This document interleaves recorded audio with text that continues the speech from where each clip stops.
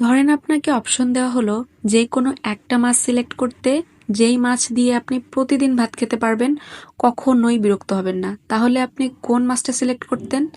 আমি কিন্তু নিঃসন্দেহে চিংড়ি মাছটাই সিলেক্ট করতাম, বিকজ আই লাভ চিংড়ি। চিংড়ি মাছ থাকলে সেকেন্ড কোনো অপশনের আমার দরকারই নেই। আর আমি মনে করি প্রতি 100 জনের মধ্যে মনে হয় 90 জনেরই চিংড়ি মাছ পছন্দ, তাই না? তো রান্না করছিলাম আর এই সব কথাই আমি ভাবছিলাম। তো যাই হোক, চিংড়ি মাছ রান্নার জন্য আমি এখানে তেল দিয়ে দিয়েছি, তার মধ্যে বেশি করে পেঁয়াজ কুচি দিয়ে ভেজে এর মধ্যে আদা বাটা রসুন বাটা দিয়েছি। তারপরে গুঁড়ো মশলা যেমন লবণ, হলুদের গুঁড়া, মরিচের গুঁড়া, ধনিয়া জিরার গুঁড়া দিয়ে খুব ভালোভাবে মশলাটা কষিয়েছি। মশলার ওপর থেকে যখন তেলটা ভেসে উঠেছে, তারপরে এর মধ্যে চিংড়ি মাছগুলো দিয়ে দিলাম। এবার চিংড়ি মাছগুলো মশলার সাথে খুব ভালোভাবে কষিয়ে নিতে হবে। ফ্লেভারের জন্য কিছু কাঁচামরিচও দিয়ে দিলাম।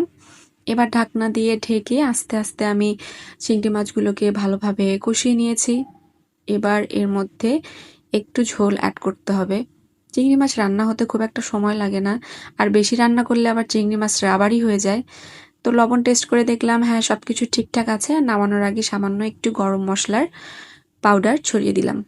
ব্যাস, আমার রান্না শেষ, and here is the final look.